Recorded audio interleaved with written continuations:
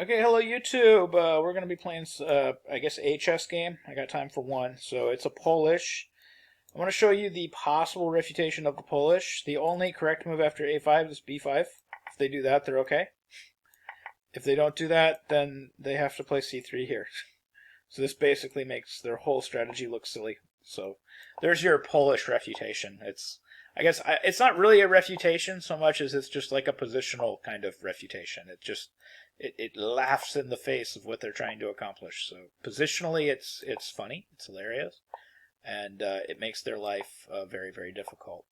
So what I'm going to do is just continue to develop my pieces. I'm actually going to shuffle this bishop back. I'm going to shuffle this queen back, and since I don't have a rook that's trapped on a8, this is going to be cool for me, is the short answer.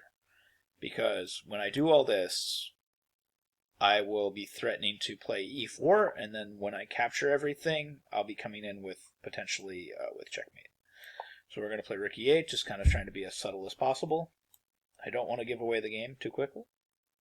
He should play e4, I guess. Maybe I should have played e4 last turn. I can play it now, whatever. Okay, so e4, we take.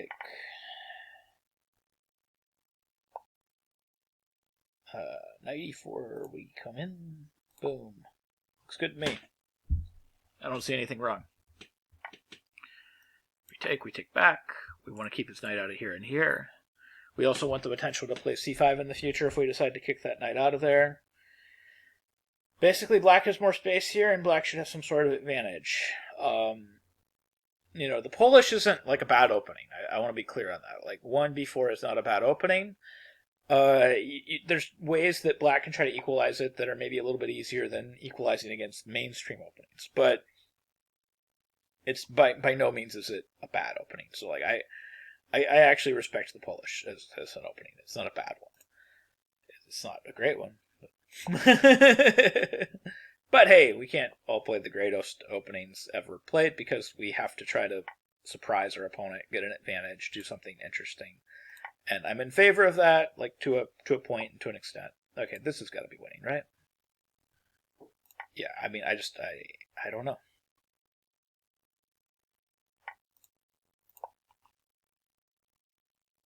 Right, there's like, which one do I take? Guess we take here. He's so uncomfortable here, like I didn't know which move to play.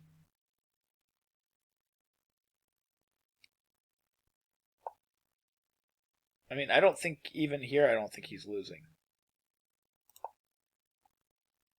So we're going to play queen f4.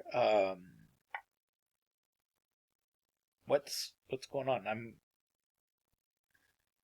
What's the idea? There's no like clear path or anything like that. I don't get it. Does he just want to exchange everything on this square? Did he see more problems than were really there? I don't understand the move.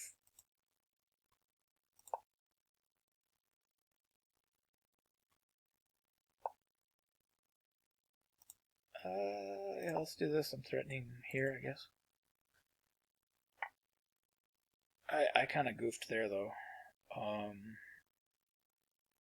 thought I had rook c4 in between, but I don't. So I guess we just play check and then we take.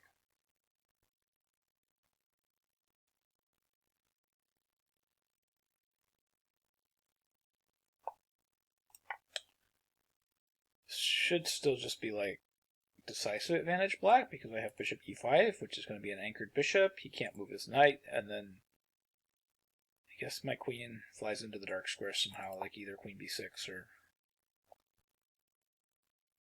What? I guess I just check you, and then when you block, I take, and then I've got bishop g3, which wins.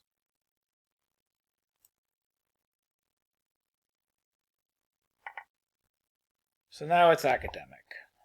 Okay, now it's not even academic.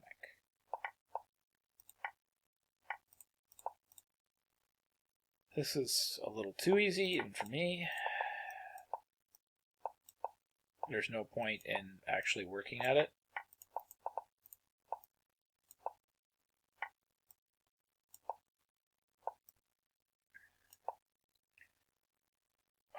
he can just resign.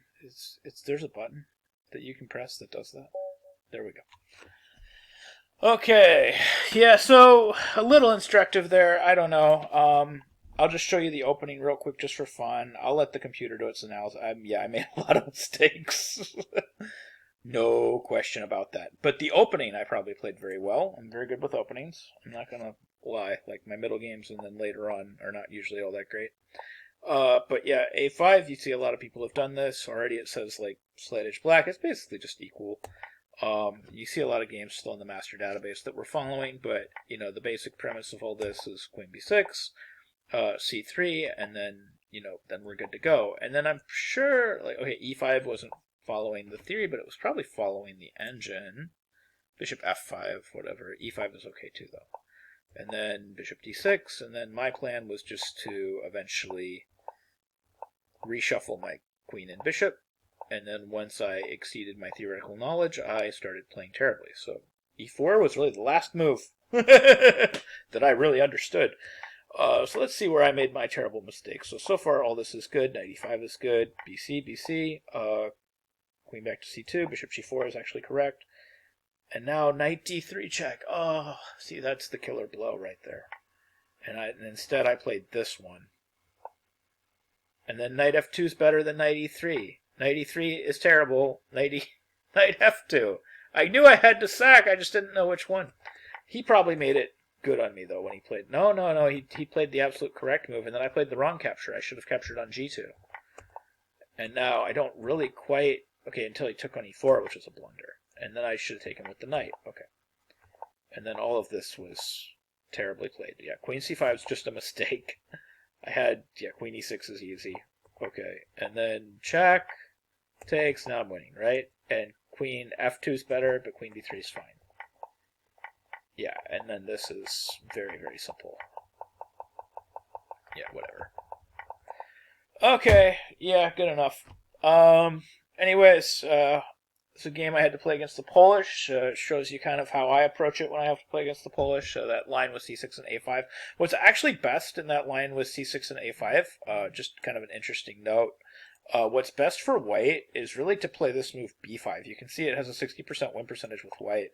But also, like, if you look at the Masters database, I mean, it's heavy hitters that do this with white that actually, put work into their theory with white. And they're beating heavy hitters, so it's like guys that know what they're doing with the white pieces.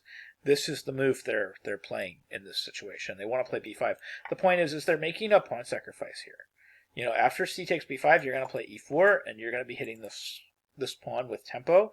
And the point is on B4, you can throw in A3, and it's kind of like it's a cross between